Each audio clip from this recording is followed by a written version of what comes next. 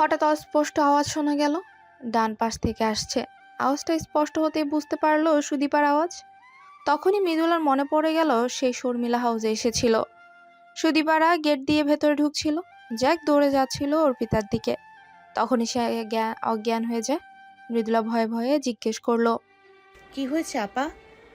সুদীপা ধীর গলায় বলল, তুই ঠিক আছিস মৃদুলা? হ্যাঁ, তুমি? আমি ঠিক আছি। অর্পি? অর্পি ঘুমিয়ে আছে, দেখ তো পাশেই। মৃদুলা অন্ধকার দেখতে পেল না। সুদীপা ধীর গলায় বলল, মৃদুলা অন্ধকারে দেখতে পেল না। হাত বাড়িয়ে উষ্ণ শরীরে ছোঁয়া পেল। অর্পিতা নাকের কাছে হাত নিয়ে দেখলো নিঃশ্বাস চলছে ঠিকঠাক। মৃদুলার কলিজায় চাপ দিয়েছিল, চাপটা কমলো। ভয়ে ভয়ে জিজ্ঞেস করলো, আমরা কোথায় আছি আপা? জানি না রে, ঘুম ভেঙে দেখলাম এখানেই শুয়ে আছে। আমি জ্ঞান হারানোর পর কি হয়েছিল? সুদীপা উঠে বসলো। খাটের মচমচ শব্দের কারণে সেটা টের পেল না মৃদুলা। সুদীপা তার একটু কাছে এসে বসলো, বলল, শর্মিলি হাউজের গেট দিয়ে ঢুকতেই দেখি একটা কুকুর দৌড়ে আসছে অর্পির দিকে। আমার ভয়ে আত্মা শুকিয়ে গেছিল। প্রায় কাছাকাছি চলে আসতেই এক লোক এসে কুকুরটাকে ডাকলো। কুকুরটা শান্ত হয়ে গেল। লোকটা বোধহয় মালিক। সেই ঝামেলা গেলে খেয়াল করলাম তুই অজ্ঞান হয়ে পড়ে আছিস। তোর মাথার কাছে একটা মেয়ে বসে আছে। মেয়েটা তোকে জাগানোর চেষ্টা করছে। ওই মেয়ে আর আমি তোকে ধরে ভেতরে নিয়ে গেলাম। তোর চোখে মুখে পানির ছিটা দিলাম। তোর জ্ঞান ফিরেছিল একটু, কিন্তু ঘোরের মধ্যে ছিলি। সেই সময় এক মহিলা আমাকে আর অর্পিকে বসালেন। শরবত আর মিষ্টি খেতে দিলেন। সেটা খাওয়ার পরই খুব ঘুম পাচ্ছিল। তাকিয়েই থাকতে পারছিলাম না। ঘুমানোর আগেই অর্পিকে দেখলাম ঘুমিয়ে পড়েছে আমার কোলে। আমিও সবাই হেলান দিয়ে চোখ বুজেছিলাম। ঘুম ভাঙতেই দেখলাম এই অন্ধকারে পড়ে আছি। আমাদের বোধহয় কোনো ঘরে রেখে গেছে ওরা। চলো বের হই। এই ঘরের দরজা নেই, আমি দেখেছি। দরজা পাইনি কোনো, চারিদিকেই দেয়াল। চারদিকে দেয়াল হলে ঢুকলাম কিভাবে? মৃদুলা উঠে বসলো। খাট থেকে নামতে ভীষণ ঠান্ডা মেঝেতে পা পড়ে পুরো শরীর ঝনঝন করে উঠল। মাথাটা আবারও ঘুরে গেল। অনেকক্ষণ পরে থাকায় শরীর চলতে চাইছে না। সে ধীরে ধীরে হাতড়ে হাতড়ে এগুলো একদিকে। ঠান্ডা দেয়ালে হাত পড়লো। সেখান থেকে আস্তে আস্তে পুরো ঘরের চারটা দেয়াল ঘুরে এলো। আশ্চর্যের বিষয়, ঘরে কোনো দরজা নেই, জানালাও নেই, আসবাবও নেই, শুধু ওই খাটটা। মৃদুলা আতঙ্ক মিশ্রিত স্বরে বলল, আপা, সত্যি দরজা নেই।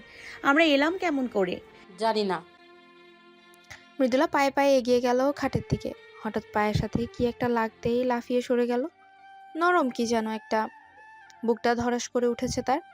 কাবা গলায় বলল, আপা, এখানে কিছু একটা আছে। তার জবাবটা এলো মেঝে থেকে। কোনো কথা না, গোঙানি শব্দও ভেসে এলো।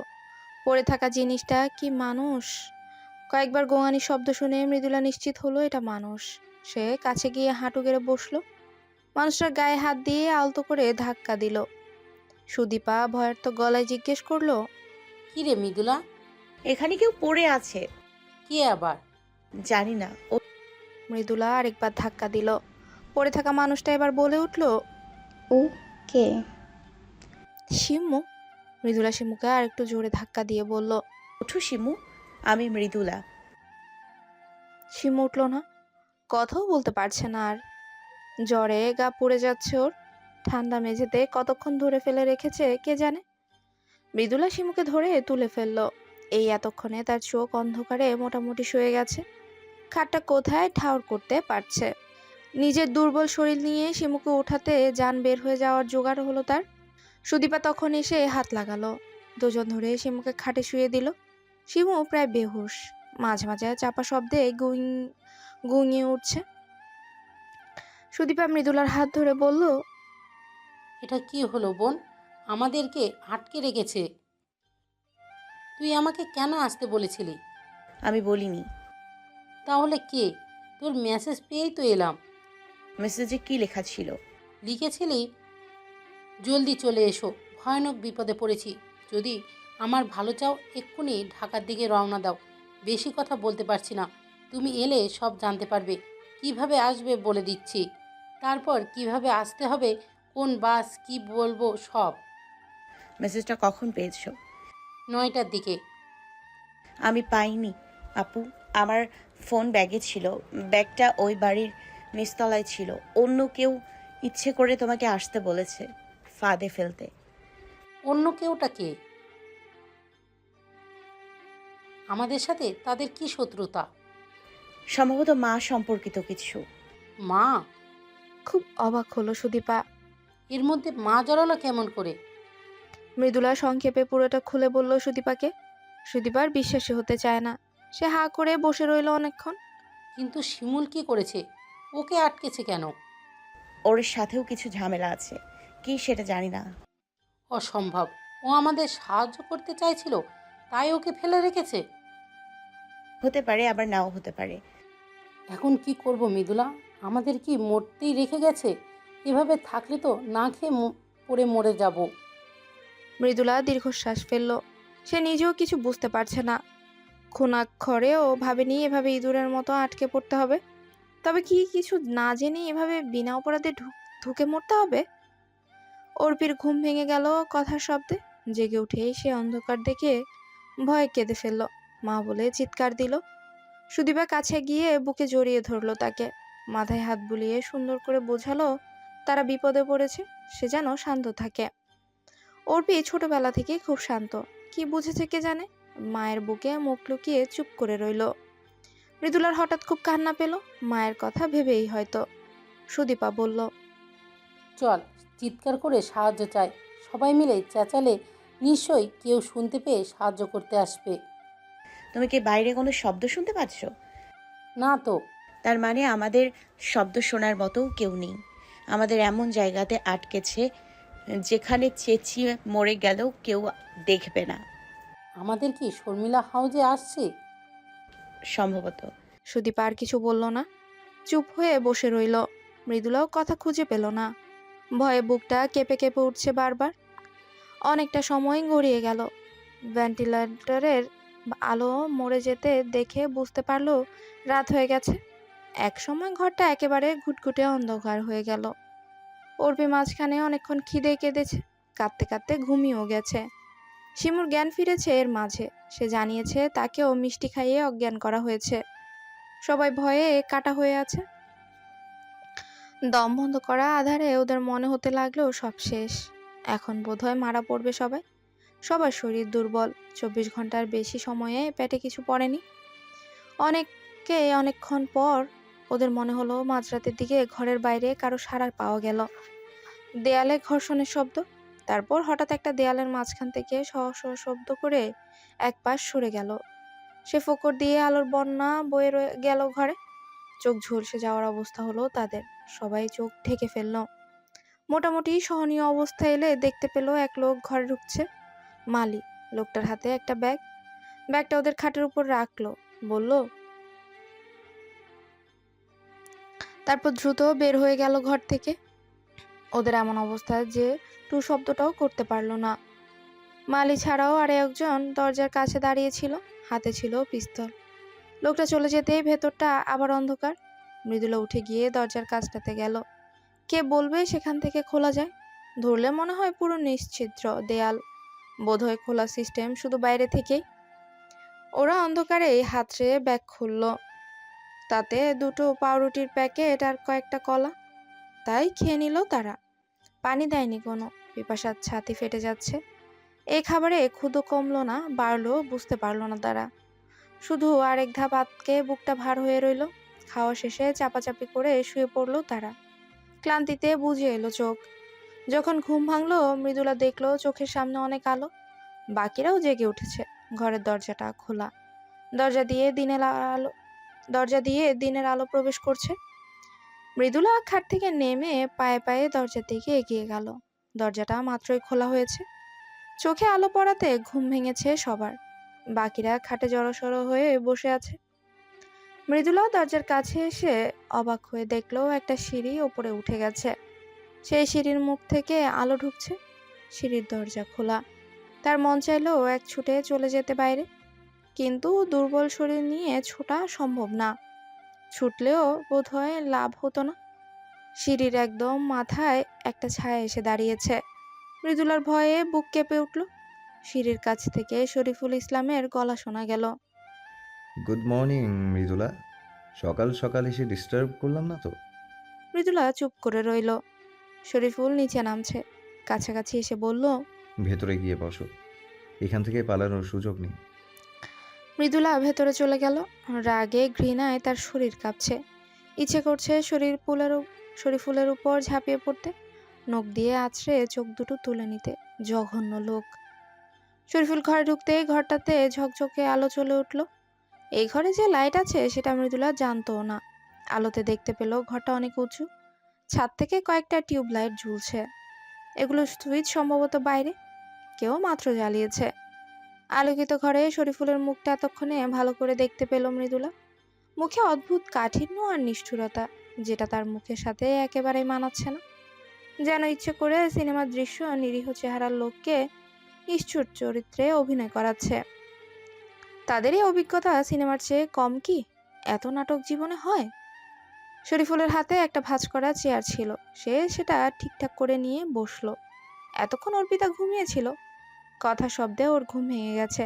জেগে উঠে দরজায় আলো আর সামনে বসা শরীফুলকে দেখে এসে ভাবলো তারা মুক্তি পেয়ে গেছে।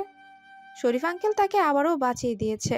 সে এক ফাঁকে খাট থেকে নেমে শরীফুলের কাছে চলে গেল, গলা জড়িয়ে ধরে বলল, আমাকে এখান থেকে নিয়ে যাও আঙ্কেল, আমার অনেক ভয় করে।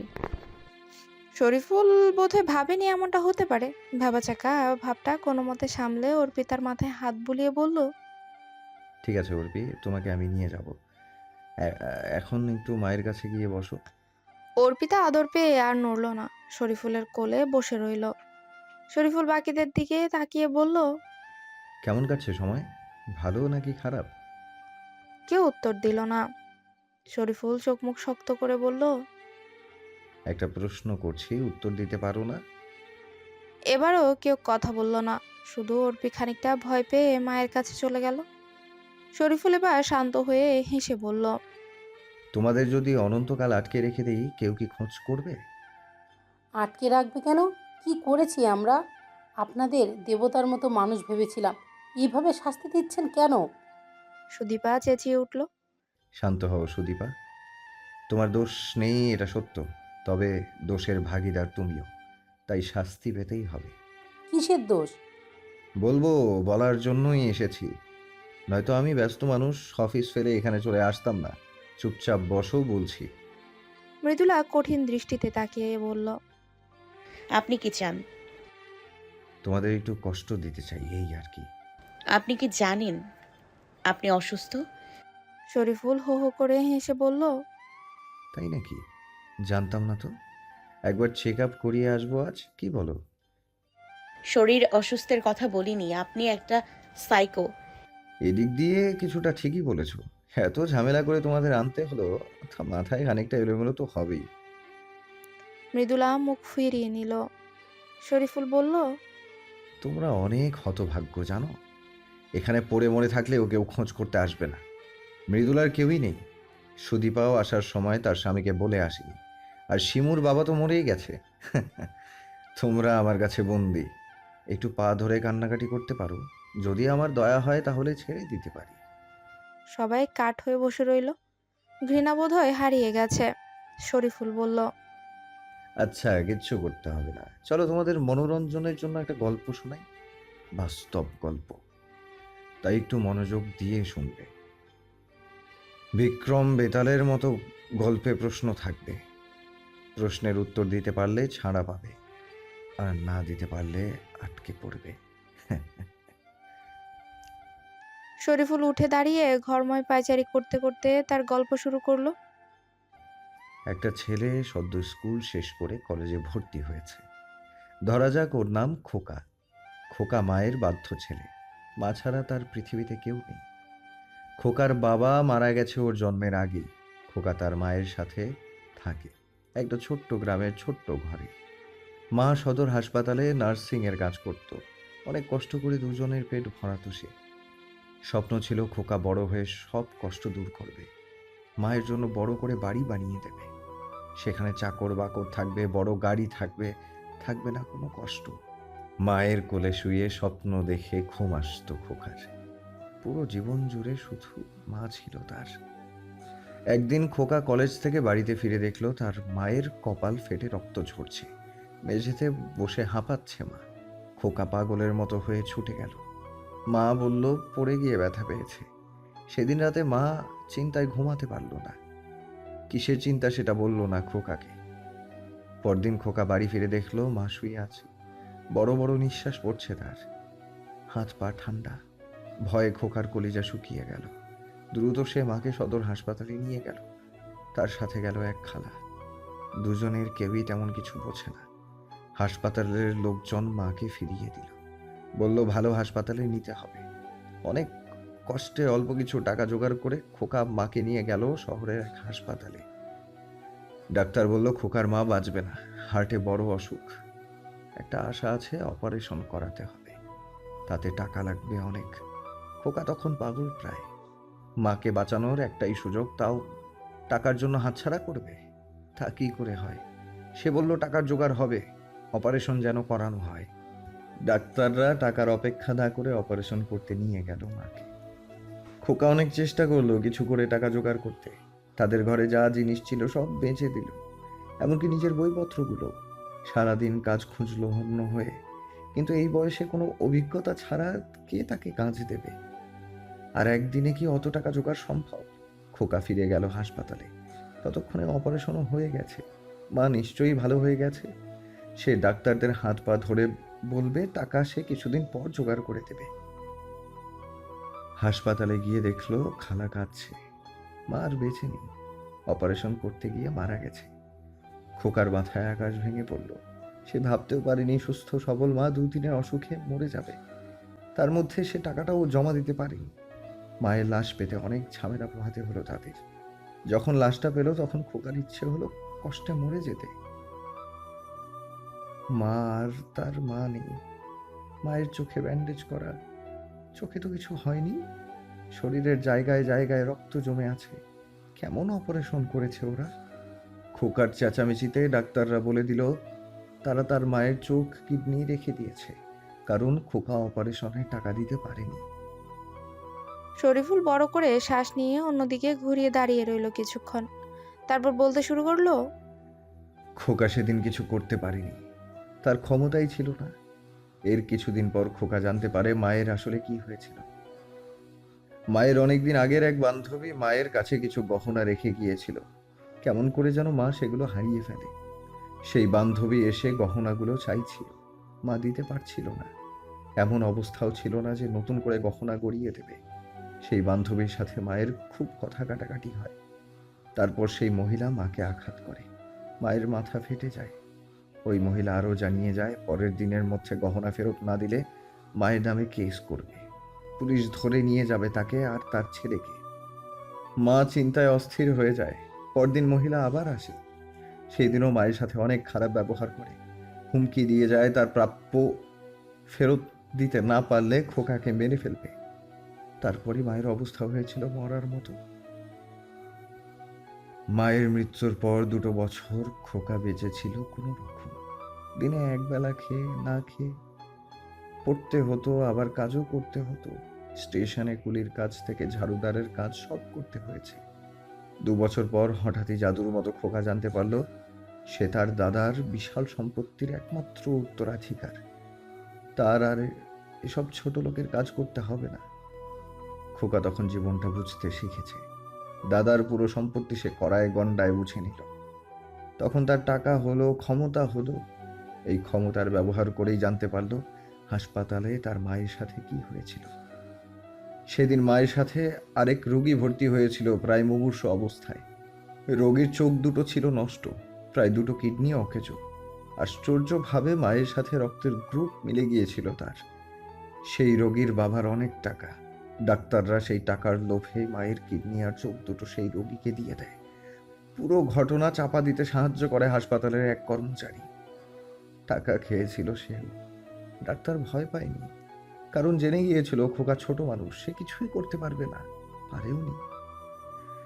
খোকা তখন ঠিক করে নিল তার মায়ের মৃত্যুর প্রতিশোধ নেবে সে। শুধু ঠিক করলো না, মায়ের কবর ছুঁয়ে প্রতিজ্ঞা করে এলো। অনেক ফিল্মি লাগছে ব্যাপারটা, তাই না? কিন্তু বিশ্বাস করো, এটা সত্যি ঘটনা। প্রতিটা বর্ণ অক্ষরে অক্ষরে সত্যি। যদি এই পরিস্থিতিতে পড়তে, তবে জানতে পারতে কেমন লাগে। অবশ্য তোমরা কি বুঝবে, তোমরা তো কোনোদিন মায়ের ভালোবাসাই পাওনি। খোকা এখন অনেক বড় বাড়িতে থাকে, তার সাথে খালাও থাকে, আর থাকে তার মায়ের কিছু অংশ, মায়ের চোখ, মায়ের কিডনি। প্রতিশোধ অনেকটা নিয়ে নিয়েছে সে, ডাক্তারকে মেরে ফেলেছে। কিভাবে জানো? এই যে ঘরে তোমরা শুয়েছিলে, সেখানে একটা অপারেশন টেবিলে তার চোখ তুলে নেওয়া হয়েছে। খুঁচিয়ে খুঁচিয়ে বের হয়েছে শরীরের প্রতিটা অঙ্গ। বাকি প্রতিশোধটুকু নেয়ার খুব কাছাকাছি চলে এসেছে খোকা। এই তো আর একটু বাকি। গল্প শেষ। কেমন লাগলো বলো তো? সবাই তীব্র বিস্ময় নিয়ে শুনছিল পুরো কাহিনী। প্রায় সবার হাত পা কাঁপছে, বুক হাঁপড়ের মতো ওঠানামা করছে। কোনো কিছুই ঠিকঠাক মাথায় ঢুকছে না। শরীফুল রহস্য করে বলল, এবার প্রশ্ন করা যাক। বলো তো খোকা কে? ও, এটা তো সহজ প্রশ্ন, উত্তরটা বলে দিই। খোকা আমি। আর তোমাদের কাছে 3টা প্রশ্ন করব। বেতাল অবশ্য একটা প্রশ্ন করতো, আমি 3টে করেছি। এক একজন এক একটা করে পারলেই হবে। 1, আমার মায়ের বান্ধবীকে। 2, মায়ের চোখ কিডনি কিভাবে আমার সাথে থাকে। 3, হাসপাতালের সেই কর্মচারীটা কি? পারবে উত্তর দিতে, নাকি সব গুলিয়ে যাচ্ছে? কেউ কোনো কথা বলল না, শুধু শিমু ফুপিয়ে কেঁদে উঠল। মৃদুলা বুঝতে পারছে ঘটনা কি। 3টে প্রশ্নের উত্তরই তার জানা। এখন প্রশ্ন একটাই রইল, শরীফুল কি করবে তাদের সাথে? শিমু হঠাৎ কাঁদতে কাঁদতে বলল, আমার বাবা যা করে গেছে সেটার জন্য উনি সারা জীবনে আফসোস করেছে। আমাকে বলতো একটা পাপ করেছে, কিন্তু কি সেটা বলতো না। উনি তো মারাই গেছে, তার শাস্তি আমি কেন পাবো? শরীফুল বলল, তোমার বাবাকে কিছু করতে পারলে তুমি বেঁচে যেতে। যতদিনে আমি তার খোঁজ পেয়েছি ততদিনে সে ক্যান্সারে আত্মরা। তারপর তো গাড়ি অ্যাক্সিডেন্টে মরেই গেল। হয়তো ভাবছো অ্যাক্সিডেন্ট আমি করিয়েছি, আসলে আমি করাইনি। আর একটা শাস্তি না দিলে আমার শান্তি হবে না। ধরে নাও তুমিও আমার মতো পরিস্থিতির শিকার। তোমার মতো শিকার সুদীপা, মৃদুলাও। ওরাও কিছু করেনি, যা করেছে ওদের মা করেছে। কিন্তু মহিলাটা কোথায় যে নিরুদ্দেশ হয়ে গেছে, খুঁজেই পাইনি। তাই সেই শাস্তি পাবে ওরা দুজনে। ওদের মা যখন জানবে, তখন তার শাস্তি আপনা আপনি হয়ে যাবে। মৃদুলার আবারও মনে হতে লাগলো লোকটা একটা পাগল, বদ্ধ পাগল। শরীফুলের বোধহয় গল্পকারের ইচ্ছে এখনো কমেনি। বলতে লাগলো, মৃদুলা, তুমি কি কিছু বুঝতে পেরেছিলে? মৃদুলার মনে হলো চুপ করে থাকলে লাভ নেই, ভালো করে কথা বললে লোকটা যদি কিছু বোঝে। সে ভাবলো একটু কথা বলে দেখা যাক। বলল, এসবের মধ্যে মা জড়িয়েছে সেটা বুঝতে পেরেছি। তুমি বুদ্ধিমতী, আর সেটাই কাল হলো। তোমার অবশ্য পিছু টান নেই, কিন্তু সুদীপার মেয়েটা অনাথ হয়ে যাবে। বাবাটা হয়তো আরেকটা বিয়ে করবে। ওকে সেই অনাথ আশ্রমে দিয়ে আসলে কেমন হবে, যেটাতে তুমি বড় হয়েছো। কি সুদীপা? মৃদুলা চেয়ে দেখলো সুদীপা ফুপিয়ে কাঁদছে। ওর বুকের মধ্যে অর্পিতা মুখ লুকিয়ে আছে শক্ত হয়ে। শরীফুলের দৃষ্টি খানিকটা নরম হয়ে এলো। মৃদুলার আশা হলো লোকটা কি এটা দেখেও গলবে না। নিজেও তো মা হারিয়েছে। মৃদুলার আশায় জল ঢেলে শরীফুল বলে ওঠে, দেখতেই পাচ্ছ মায়ের জন্য কতটা কষ্ট হয়। এই এতটা কষ্টই আমি পেয়েছি তোমাদের মায়ের জন্য। অতএব তৈরি হও। মৃদুলা বলল, আপনি আমাদের খোঁজ পেয়েছেন কেমন করে? আমার মা বাবা আর তোমাদের মা একই বাড়িতে থাকতেন। সেখান থেকে খোঁজ পাই অনাথ আশ্রমের। সুদীপার ঠিকানা পেয়ে যাই। সুদীপার থেকে তোমার। কিন্তু তোমাদের মা গেল কোথায় বলো তো? দম করে নিখোঁজ। মৃদুলা নিজেও উত্তরটা জানে না।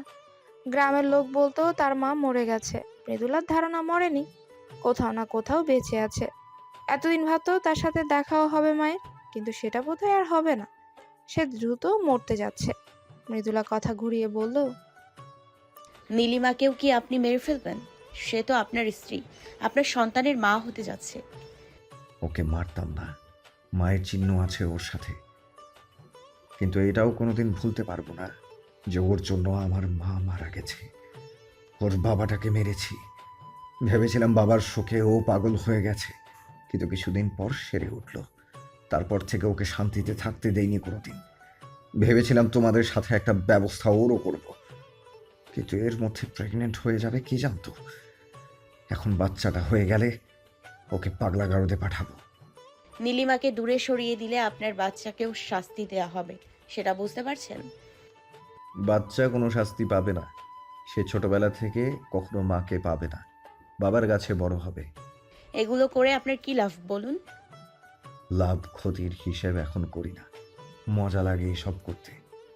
তোমাদের মারলে শান্তি পাবো ভেবেছিলাম, 3 বছরে তিলে তিলে কষ্ট দিয়ে মারবো তোমাদের, কিন্তু তার আগেই তো সব ভজঘট হয়ে গেল।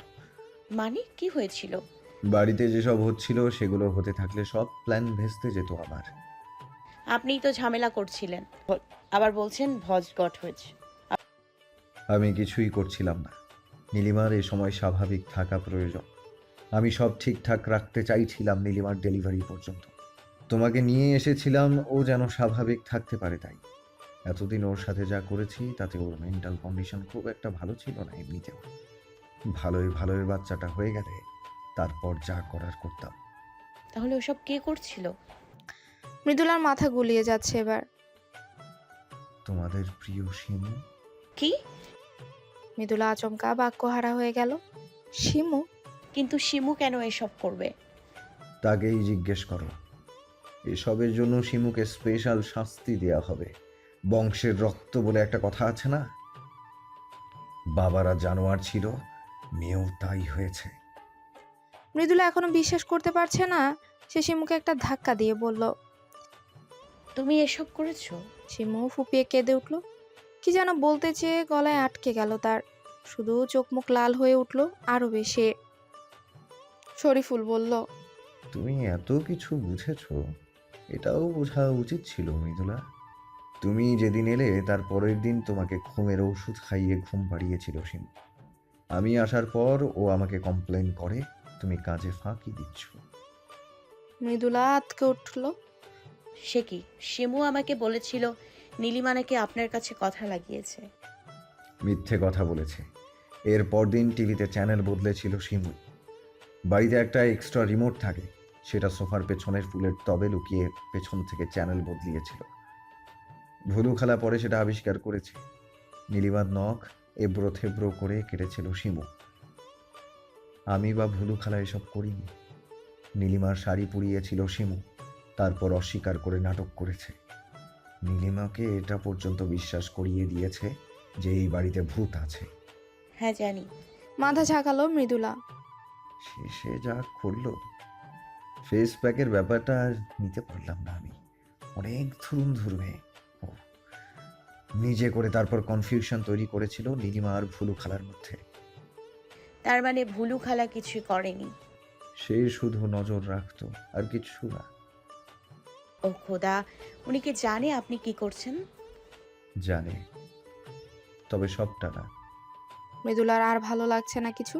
সে শিমুর দিকে ফিরে বলল, কেন করলে এগুলো? শিমু চোখ মুছে হিংস্র চোখে শরীফুলের দিকে তাকিয়ে বলল, তুই একটা শয়তান। তুই কি ভেবেছিস তোকে বাবা চিনে নাই?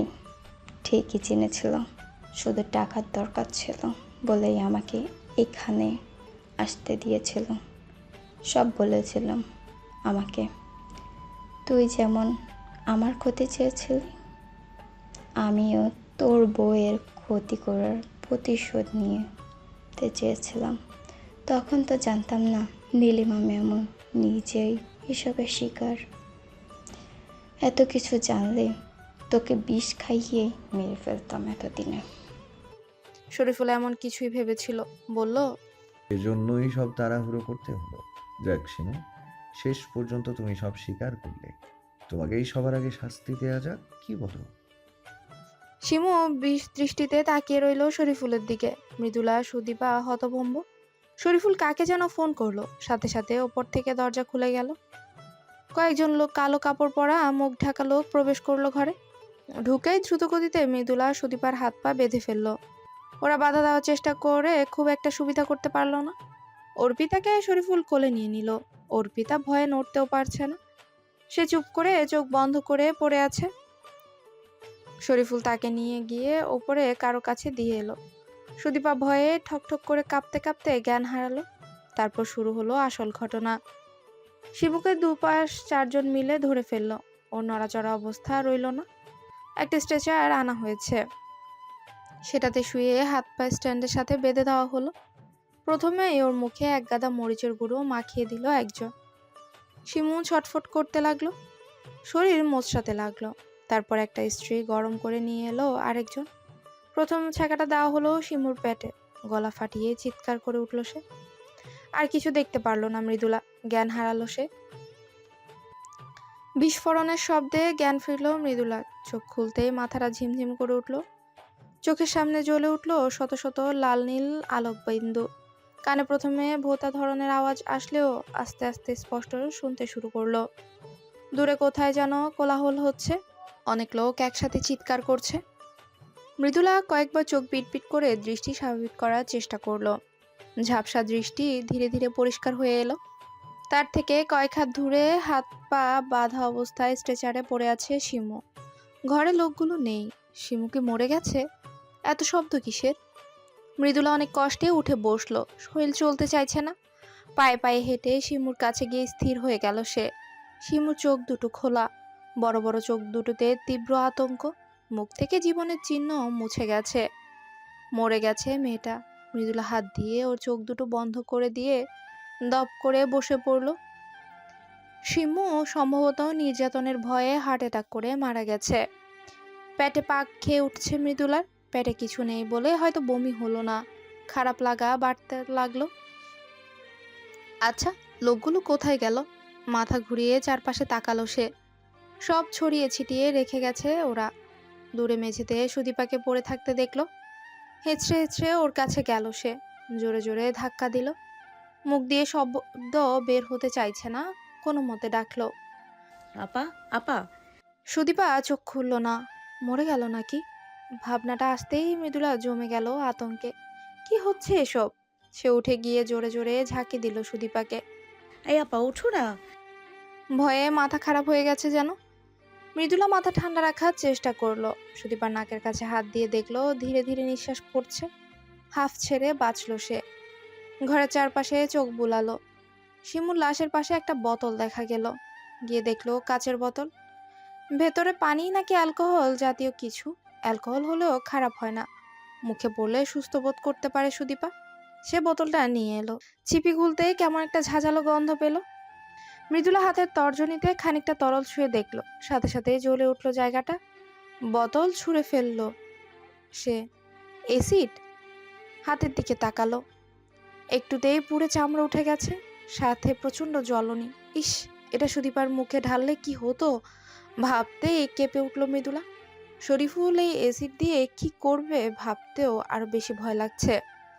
অ্যাসিডের বোতলটা ওপাশে ভেঙে তরলটা বের হয়ে গেছে, সেটা থেকে কয়েকটা বুদবুদ উঠল। মৃদুলা চোখ সরিয়ে নিল, চলে গেল সুদীপার দিকে। ভীষণ প্রয়োজনের সময় শরীর দুর্বল থাকলেও কোথা থেকে যেন শক্তি চলে আসে। মৃদুলা সুদীপার হাত পা ঘষে গরম করতে লাগলো। তাকে ধরে টেনে নিয়ে গেল খাটে। আর কিছুক্ষণ ডাকাডাকি আর যত্নের পর চোখ মেলল সুদীপা। খানিকটা হুঁশ আসতেই অর্পি অর্পি বলে ডাকতে শুরু করলো এক নাগারে। সুদীপাকে স্বাভাবিক করে তুলতে সময় লাগলো খানিকটা। মৃদুলা আশ্বাস দিয়ে বলল, লোকটা অর্পির কিছু করবে না। সিঁড়ির মুখে দরজাটা খোলা, বোঝা যাচ্ছে লোকগুলো তাড়াতাড়ি করে বের হয়ে গেছে। দরজাটা আটকাতে মনে নেই। মৃদুলা বুঝতে পারছে না কি করবে। এখান থেকে বের হলেই কি মুক্তি পাবে? পালিয়ে যাওয়াও যাবে না, বাইরে হয়তো লোকজন আছে, তার উপর অর্পি শরীফুলের কাছে। তবুও কাহাতক এখানে বসে থাকবে। সুদীপার অবস্থা বিশেষ ভালো নয়। মৃদুলা ঠিক করলো সে নিজেই বের হয়ে দেখে আসবে বাইরেটা। সিঁড়ি ভেঙে উঠতে শুরু করলো সে। একেবারে মাথায় আসতেই কতগুলো সম্মিলিত গলার আওয়াজ পাওয়া গেল। এদিকেই আসছে, অসহ্য। মৃদুলা ছুটে চলে গেল ভেতরে। লোকগুলোর কথা শুনে বোঝা গেল তারা বাইরের বিস্ফোরণ আর লোকজনের চেঁচামেচি শুনেই বাইরে গিয়েছিল। পুলিশও নাকি এসেছিল। সাইরেনের শব্দে ভরকে গিয়েছিল। লোকগুলো ভেতরে ঢুকে শিমুর লাশটা অবজ্ঞা ভরা কিছুক্ষণ দেখলো। লাশটা টেনে নিয়ে ফেলে দিল ঘরের এক কোণে। একজন এগিয়ে এলো সুদীপার দিকে, বাকিদের জিজ্ঞেস করলো, এইটারে আগে ধরবো নাকি ওইটারে? ওই মাইয়া দাঁড়াই আছে দেখ, মারবা নাকি আমাগো? বাপরে, কি চক্ষুর তেজ! হিহি। মৃদুলা ছুটে গিয়ে সুদীপাকে শক্ত করে জড়িয়ে ধরলো। লোকটা আরেক দফা হেসে দিল। এরা নিশ্চয়ই ভাড়াটে খুনি, প্রফেশনাল। মাছির মতো লোক খুন করে, হাতটাও কাঁপে না। খুব সহজেই মৃদুলার হাত ধরে টেনে তাকে সুদীপার থেকে সরিয়ে নিল। সুদীপার বাধা দেবার শক্তি নেই। তাকে টেনে তুললো লোকটা, হেঁচড়ে নিয়ে গেল স্ট্রেচারের কাছে। মৃদুলা গলা ফাটিয়ে চিৎকার করে উঠল। লোকগুলোর হাসি বাড়ল তাতে। আশেপাশে অ্যাসিডের বোতলটা খুঁজলো একজন, না পেয়ে মুখ খারাপ করে গাল দিল। ভাঙা বোতলটার চোখে পড়তেই সন্দেহের চোখে তাকালো মৃদুলার দিকে। এগিয়ে এলো লোকটা, ওর চুলের মুঠি ধরে ভীষণ জোরে ঝাঁকি দিয়ে বলে ওর কপালটা সজোরে ঠুকে দিল দেয়ালে। প্রচণ্ড জোরে বাড়ি খেলে মৃদুলার মনে হলো সে তাতেই মরে যাবে। তীক্ষ্ণ ব্যথা ছড়িয়ে গেল পুরো মাথা জুড়ে। ঝাপসা চোখে সে দেখলো লোকগুলো সুদীপার পরনের শাড়িটা খুলে ফেলছে। একটা লোহার রড নিয়ে এসেছে একজন। মৃদুলার চোখ দুটো বুঝে ফেলল। সুদীপা কাঁদছে। থেকে থেকে কান্নার আওয়াজটা মৃদুলার শরীরে বিষের মতো ছড়িয়ে যাচ্ছে। আবারও প্রচণ্ড একটা বিস্ফোরণের শব্দে লাফিয়ে উঠল মৃদুলা। লোকগুলো হতভম্ব। এবারে শব্দটা খুব কাছ থেকে এসেছে। হয়তো এই বাড়ির লনেই কিছু ফেলা হয়েছে। বাইরে অনেক লোকজনের কথা শোনা যাচ্ছে। ধাম করে দরজা ভাঙার শব্দ। অনেকগুলো লোক হুড়মুড় করে নিচে নামলো। প্রত্যেকেই সশস্ত্র। পুলিশের পোশাক গায়ে না থাকলেও বোঝা যাচ্ছে ওরা পুলিশ। একজন মহিলা এসে সুদীপার গায়ে শাড়ি জড়িয়ে দিল। খুনিগুলো এত সহজে ধরা পড়বার নয়। পুলিশের সাথে ধস্তাধস্তি শুরু হলো তাদের। ঘরটা যুদ্ধক্ষেত্রে পরিণত হলো মুহূর্তে। কে একজন গুলি ছুড়ল। গুলিটা মৃদুলার দিকে এলো।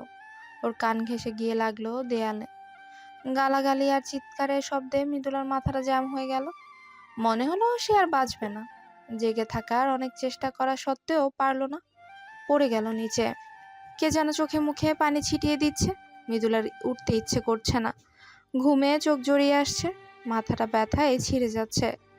কপাল ফুলে ডান চোখের উপর দিকটা ঢেকে আছে। মৃদুলা অতি কষ্টে চোখ খুলল। তার মুখের সামনে ঝুঁকে আছে একটা মুখ। মৃদুলার মনে হলো সে স্বপ্ন দেখছে। প্রশ্ন এলো, তুমি ঠিক আছো? মৃদুলা বিস্মিত সুরে বলল, তুমি এখানে? তুমি কি সত্যি রিমি? তুমি এখানে কিভাবে এলে? হ্যাঁ। কেমন লাগছে এখন? উঠে বসো তো, এই জুসটা খাও। শরীর অনেক দুর্বল তোমার। মৃদুলার এখনো বিশ্বাস হচ্ছে না। সে ভালো করে তাকিয়ে বলল। রিমি হেসে বলল, হ্যাঁ বাবা, আমি। স্বপ্ন দেখছো না। তুমি এখানে কিভাবে এলে? সব বলবো, আগে ফিট হয়ে নাও।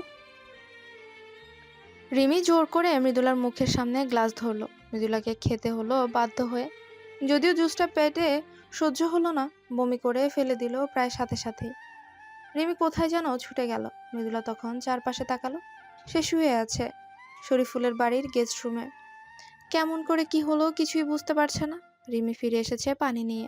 ওকে দিয়ে বলল, পানি খাও, ভালো লাগবে।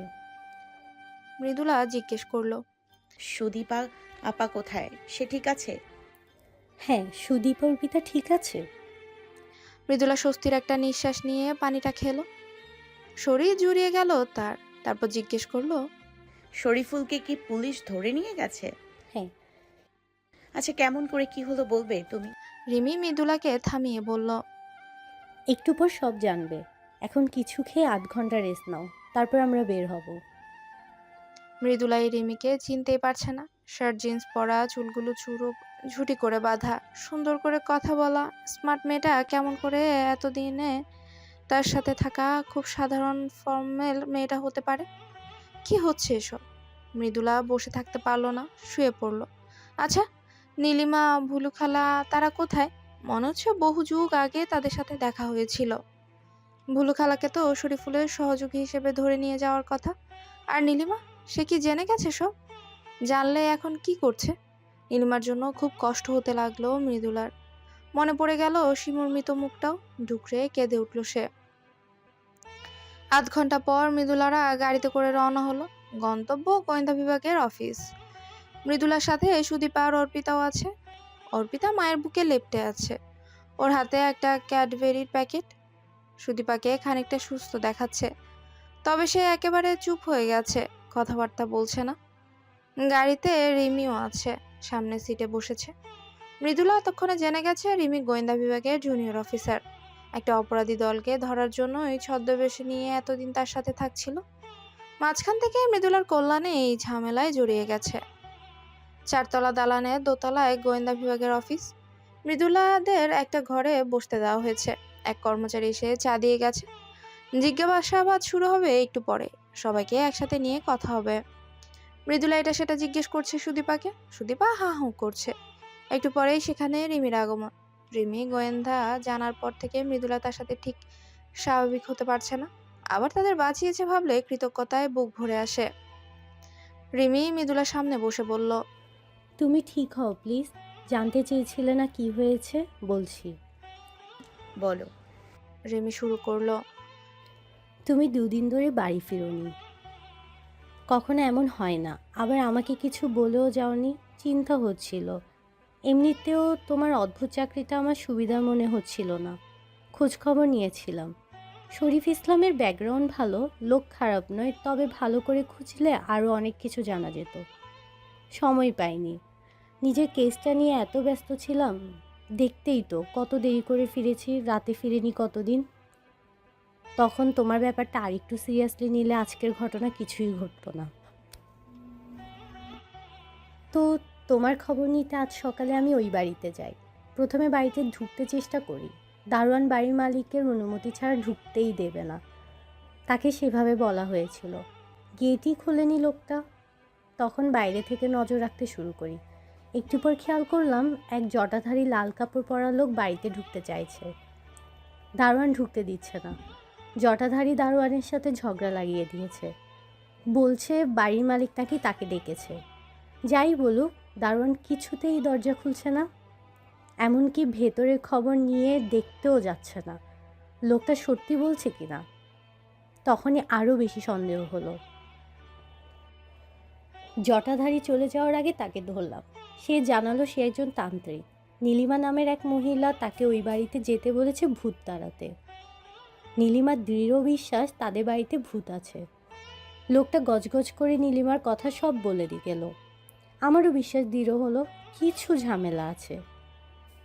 এর একটু পর বাড়ির উল্টো পাশের রাস্তায় কে যেন পটকা ফোটালো, একসাথে অনেকগুলো। তীব্র শব্দে ভয়ই পেয়ে গেলাম। আগে পুলিশের কিছু লোক খবর দিয়েছি, তারাও চলে এসেছিল তখনই। যে ছেলেটা এই কাজ করেছে তাকে ধরে ফেললো তারা। ছেলেটাকে চাপাচাপি করতে হলো না। সে নিজেই বলল ওই বাড়ির লোকেরা নাকি তার প্রেমিকাকে আটকে রেখেছে। 2 দিন ধরে তার প্রেমিকা ফোন ধরছে না। প্রেমিকার নাম শিমু। বুঝলাম ঘাবলা আছেই। তোমরাও খোঁজ নেই 2 দিন ধরে। তখন প্ল্যান করে বাড়ির ভেতরে কিছু পটকা ফোটানো হলো, ভেতরের লোকজনকে ভরকে দেওয়ার জন্য। তারপরেই ঢুকে তোমাদের আবিষ্কার করলাম। তোমাদের আটকে রেখেছিল বেসমেন্টে। নীলিমা কোথায় আছে? ওকে কোথায় পেয়েছিলে? মৃদুলা জিজ্ঞেস করলো। বাড়িতেই আছে। সম্ভবত নীলিমাকে কিছু জানতে দিতে চায়নি শরীফুল, তাই তাকে ঘুমের ওষুধ খাইয়ে ঘুম পাড়িয়ে রেখেছিল। ওষুধের ডোজ বেশি হওয়াতে মেয়েটা মরার মতো ঘুমাচ্ছিল। এখনও ঘুমিয়ে আছে। আমাদের লোক আছে ওই বাড়িতে। যদি শীঘ্রই ঘুম না ভাঙে তাহলে হাসপাতালে নেওয়া হবে। মৃদুলা বিড়বিড় করে বলল, লোকটা আস্ত জানোয়ার। হুম। বলেই একটা দীর্ঘশ্বাস ফেলে উঠে জানলার কাছে গিয়ে দাঁড়ালো রিমি। দুপুরের আজ এখনো খুব একটা পাওয়া যাচ্ছে না। পাতলা স্বরের মতো রোদ ছড়িয়ে আছে শহর জুড়ে। জানলার কাজ গলে এক টুকরো হলদেটে রোদ এসে পড়েছে রিমির মুখে। সুন্দর লাগছে তাকে। মৃদুলা অবাক হয়ে দেখছে। কথাবার্তা, চালচলন সব এত বদলে। মানুষ দিনের পর দিন কেমন করে থাকতে পারে? গোয়েন্দা হওয়া সহজ কাজ নয় মোটেও। রিমিকে একটু ছুঁয়ে দেখতে ইচ্ছে করছে। আচ্ছা, এসব স্বপ্ন নয় তো? দেখা গেল রিমিকে ছুঁতে গেলে সে কাচের মতো গুঁড়িয়ে গিয়ে বাতাসে মিলিয়ে গেল। মৃদুলা নিজেকে আবিষ্কার করলো শরীফুলের সেই অন্ধকার কুঠুরিতে। ভাবতেই পুরো গায়ে কাটা দিয়ে উঠল মৃদুলার। নড়ে চড়ে বসলো সে। না, স্বপ্ন হয়তো দেখছে না, জেগেই আছে। তবু বুকের কোণে কাঁপুনিটা এখনো আছে। রিমি তার চিন্তার সুতো কেটে দিয়ে বলল, আমাকে এবার বলো তো কি হয়েছিল, একদম শুরু থেকে সব বলবে। মৃদুলা মনে মনে গুছিয়ে নিল কথাগুলো। রিমি বলে নিল, এসব কথা আবারও জিজ্ঞাসা করা হবে তোমাকে, আবার মানে আরও কয়েকবার। এখন একবার বললে তোমার আমার দুজনেরই সুবিধা। মৃদুলা চায়ে শেষ চুমুক দিয়ে বলতে শুরু করলো। একেবারে তার কাছে পার্সেল আসার পর থেকে রিমি মাঝে মাঝে প্রশ্ন করে গেল। শেষে যখন শরীফুলের গল্পটা মৃদুলা বলল, রিমি উত্তেজনায় উঠে দাঁড়ালো। ঘরের এই মাথা থেকে ও মাথা পায়চারি করতে করতে পুরোটা শুনলো। মৃদুলা খেয়াল করলো রিমির মুখ লাল হয়ে গেছে, ভ্রু কুঁচকে আছে।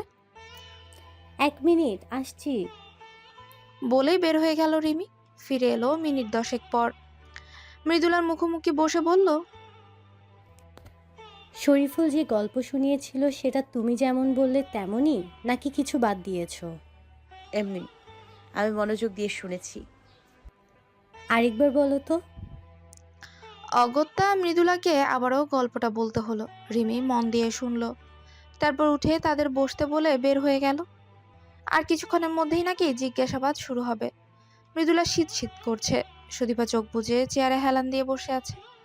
ছোটবেলা থেকে অভাবের কষ্ট করেছে মেয়েটা। অনাথ আশ্রমের সোজা সরল বাচ্চাদের সাথে মিশেছে।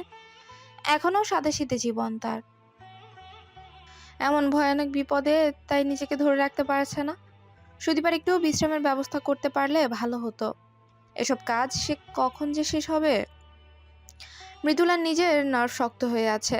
একা সংগ্রাম করে থাকতে থাকতে কেমন করে যেন সব পরিস্থিতিতে মানিয়ে নেওয়ার ক্ষমতা অর্জন করে ফেলেছে সে। ঘরটা বেশ বড়। মাঝখানে গোল টেবিল, টেবিলের চারপাশে চেয়ারগুলো দখল করে রেখেছে মৃদুলা। সুদীপা, ভুলুখালা, শরীফুল, রিমি আর একজন সাদা পোশাকের গোয়েন্দা বিভাগের অফিসার। অফিসারটি দেখতে লম্বা চওড়া, গায়ের রং তামাটে, ঠোঁটের উপর পুরো গোঁফ। আরেকজন অফিসার দাঁড়িয়ে আছে শরীফুলের ঠিক পেছনে। শরীফুলের বাম হাতটা হ্যান্ডকাপ পরানো। সে উম্মাদের মতো মাথা দোলাচ্ছে আর মাঝে মাঝে সাপের মতো ফুসফুস করছে। চোখের নিচে কালশেটে, ঠোঁটের কোণে জমাট বাঁধা রক্ত। গালে কয়েকটা কাটা দাগ দেখে বোঝা যাচ্ছে মারামারি ভালোই করেছে। প্রথম দিনে দেখা সৌম্য চেহারার সাথে এই চেহারার বড্ড বেশি অমিল। বুলুখালা কপাল পর্যন্ত ঘুমটা দিয়ে মাথা নিচু করে বসে আছে। পারলে হয়তো গর্ত করে মাটির নিচেই ঢুকে যেত। জিজ্ঞাসাবাদ শুরু হলো। শরীফুল কিছুতেই কিছু স্বীকার করবে না। চড় থাপ্পড় কম দেওয়া হলো না, মুখ খোলানো গেল না কিছুতেই। অফিসারটা চোখ মুখ শক্ত করে বললেন, পুলিশের হাতে পড়লে তখন বাপ বাপ করে সব বলবে। শরীফুল ফস করে উঠে বলল, বাপ তুলে কথা বলবি না। পরিণামে তাকে আরো দুটো থাপ্পড় খেতে হলো। ঠোঁটের আরেক পাশ কেটে রক্তের ধারা বইতে লাগলো। তার অন্য হাতেও হ্যান্ডকাপ লাগিয়ে এবার অন্যদের দিকে ফিরলেন অফিসার। বুলুখালাকে জিজ্ঞেস করলো, আপনার বৃত্তান্ত বলুন। জি। আপনার নাম কি? ভুলু। ভালো নাম। এটাই। শরীফুল আপনার কি হয়? ছেলের মতো। আমরা এক বাড়িতে থাকতাম। ওর মা মারা যাওয়ার পর ওর দেখাশোনা আমিই করি। আপনার পরিবার? আমার কেউ নাই। বিয়ে হয়নি? হয়েছিল, স্বামী মারা গেছে। অফিসারটি স্থির দৃষ্টিতে তাকিয়ে বলল। আমার দিকে তাকান। বুলুখালা মাথাটা আরো নিচু করে ফেললো। অফিসার এবার অন্য প্রসঙ্গে গেল। শরীফুলের কুকর্মের সহযোগী আপনি ছিলেন তো? উত্তর নেই। বলুন তার প্ল্যান কি ছিল? আপনি তো সরাসরি কিছু করেননি। সাক্ষী দিলে শাস্তি কম পাবেন। খালানির উত্তর। তাকে আরো কিছু প্রশ্ন করা হলো। বেশিরভাগই উত্তর দিল না। কিছু দিল, তাও উল্টো পাল্টা মনে হলো। অফিসারটি মুচকি হেসে বলল, আপনি এতক্ষণ যা বলছেন বেশিরভাগই মিথ্যা। আপনার আইডেন্টিটি পর্যন্ত মিথ্যা। আসলে আপনি কে বলুন তো? আপনার নাম আর যাই হোক ভুলু নয়। মৃদুলা আবারও চমকালো। মনে হচ্ছে আরো অনেক তথ্য বের হয়ে আসবে এমন। কতক্ষণ সহ্য হবে তার? বুলুখালা মাথাটা একেবারে নামিয়ে ফেললো। মৃদুলা দেখলো টেবিলের উপর রাখা তার হাতটা থরথর করে কাঁপছে। অফিসার এবার সুদীপাকে প্রশ্ন করতে শুরু করলেন। আপনার নাম? সুদীপা দাস। আপনার স্বামীর নাম? দিলীপ দাস। বিয়ের আগে আপনার নাম কি ছিল? সুদীপা রায়। আপনি আর মৃদুলা হাসান বোন, আপনার সম্পর্কের ব্যাপারটা খুলে বলুন। আমি অনাথ আশ্রমে বড় হয়েছি, জানতাম আমার কেউ নেই। কয়েক বছর আগে মৃদুলা আমার কাছে আসে, আমাকে বলে সে আমার বোন আর আমার মা আছে, তারা মুসলমান। আমি আর কিছুই জানি না। সুদীপা এটুকুই অনেক কষ্টে বলল। ক্লান্ত বিধ্বস্ত হয়ে চেয়ারে হেলান দিল। রিমি তার দিকে পানির গ্লাসটা এগিয়ে দিল। অফিসার মৃদুলার দিকে ফিরে বললেন, আপনি খুলে বলুন। মৃদুলা মায়ের ব্যাপারে যা জানতো বলল, ডায়েরিতে যা ছিল সবই বলল। অফিসার জিজ্ঞেস করলেন, আচ্ছা মিসেস, সুদীপার বাবা যদি আপনার মাকে চিট করে থাকে আর বাচ্চা হওয়ার আগে তাকে ছেড়ে অন্য কাউকে বিয়ে করে ফেলে, তাহলে আপনার মা সুদীপার নামে সেই সাথে বাবার টাইটেল কেন যোগ করলো? মানে আমি শুভমের টাইটেল জানি না, তবে মনে হচ্ছে রায়। যেহেতু আপনার মা মুসলমান ছিলেন, ব্যাপারটা গোলমেল লাগছে না? মৃদুলার মনে হলো আসলেই তো এতদিন খেয়াল করেনি কেন কথাটা। আমি জানি না, মায়ের ডায়েরির 2টো পাতা নেই, সেখানে হয়তো অনেক কিছুই ছিল। আমি নিজেও ধোঁয়াশার মধ্যে আছি। সে বলল। অফিসার এবার শরীফুলের বাড়িতে ঘটে যাওয়া ঘটনার কথা জিজ্ঞেস করলেন। মৃদুলা বলল। অফিসার চিন্তিত সুরে বললেন, তার মানে শিমু ছাড়াও আরেকজনকে খুন করেছে এই লোকটা। ডাক্তার পরিচয় বের করতে হবে। শরীফুল খেকিয়ে উঠে বলল, আর ওরা যে আমার মাকে মেরেছে সে বেলায় কিছু না? Shut up. অফিসার ধমকে মৃদুলাও চমকে উঠল। শরীফুল আর কথা বলল না। রিমি এবার বলল, স্যার, শরীফুল ইসলামের মায়ের ঘটনা আপনার সত্যি মনে হচ্ছে? সত্যি হতেও পারে, নাও হতে পারে। অর্ধেক সত্যি, পুরোটা নয়। আপনি জানেন এই ব্যাপারে? হ্যাঁ, আমার কাছেও প্রমাণ আছে। আমি একজনকে আনতে চাই যে সবগুলো খুলে বলতে পারবে। কার কথা বলছেন? জাহানারা হাসান, মৃদুলার মা। ওনাকে খবর দেওয়া হয়েছে, আসছেন, রাস্তায় আছেন এখন। আর বড় জোর 15 মিনিট লাগবে। ঘরের সবাই কথাটায় চমকে গেল। যার এতদিন ধরে কোনো খবর নেই সে হঠাৎ কোথা থেকে উদয় হবে? রিমি তাকে পেল কোথায়? মৃদুলার বুকের ভেতরটা চিনচিন করে উঠল। পেটের ভেতরে প্রজাপতির ওড়াউড়ি শুরু হলো। সে এতদিন পর মাকে দেখবে, তার সত্যিকারের মাকে। এর মানে মা বেঁচে আছেন, তার সাথে দেখাও হতে যাচ্ছে। উত্তেজনায় মৃদুলার গায়ের পশম দাঁড়িয়ে গেল। হৃদযন্ত্রটা চলতে শুরু করলো দ্বিগুণ গতিতে। চারপাশে তাকিয়ে দেখলো সুদীপাও সোজা হয়ে বসেছে, আর শরীফুল বিস্মিত চোখে মুখে হা করে রিমির দিকেই তাকিয়ে আছে। হয়তো ভাবছে, এতদিন খুঁজেও যাকে পেলাম না, এই পুচকে মেয়ে তাকে একদিনেই পেয়ে গেল। মিনিট 5 পরে এই একটা মিষ্টি রিনরিনে গলার কথা শুনলো। মুখ তুলল মৃদুলা। আসতে পারি? পেছনে দাঁড়ানো মানুষটা বলে উঠল, তাকে রিমি নিয়ে এসেছে, তবুও দরজার সামনে দাঁড়িয়ে অনুমতি চাইছে। অফিসার বললেন, প্লিজ আসুন। মৃদুলা চোখ ছলছল করে উঠল। মাকে তার নীল আকাশে একখণ্ড মেঘের মতো মনে হচ্ছে। আকাশি রঙা তাঁতের শাড়ি সুন্দর করে পরা, মাথায় সাদা সুতির ওড়না জড়ানো, ঠোঁট দুটো পান খেয়ে লাল টুকটুকে হয়ে আছে, চোখ দুটো অচঞ্চল শান্ত দিঘির মতো। জাহানারা এগিয়ে এলেন। রিমির চেয়ারটাতে তাকে বসালো রিমি, নিজে দাঁড়িয়ে রইল পেছনে। মৃদুলা দেখলো মা শূন্য দৃষ্টিতে তাকিয়ে আছে, চোখ দুটো শক্ত করে চেপে ধরে আছে। মা তার মেয়েদের দেখছে না কেন, নাকি দেখতে চাইছে না? মৃদুলার ইচ্ছে হচ্ছে ছুটে মাকে জড়িয়ে ধরতে। এতদিনের রাগ অভিমান সব এক নিমেষে কেমন করে যেন গলে গেছে। অফিসারের কথার শব্দে সম্বিত ফিরল মৃদুলার। দেখলো সুদীপা হা করে মায়ের দিকে চেয়ে আছে। অফিসার বললেন, আপনি জাহানারা হাসান? জি। আপনি কি জানেন আপনাকে এখানে কেন আনা হয়েছে? সংক্ষেপে জানি। রিমি বলল। আমি মোটামুটি ঘটনা বলেছি। অফিসার তার 2 হাতের আঙ্গুলগুলো একসাথে জড়ো করে জাহানারাকে বললেন, আমরা এখন পর্যন্ত অফিসিয়ালি তদন্ত বা জিজ্ঞাসাবাদ আরম্ভ করিনি। কেসটা অতি দ্রুত পুলিশের কাছে হ্যান্ড ওভারও করতে হবে। যেহেতু আমাদের হাতে এসে পড়েছে তাই আমরা আমাদের মতো তদন্ত করছি। একে তো এটা খুনের কেস, তার সাথে অপহরণ আর খুনের প্রচেষ্টাও আছে, তাই সবকিছুই খুবই জটিল।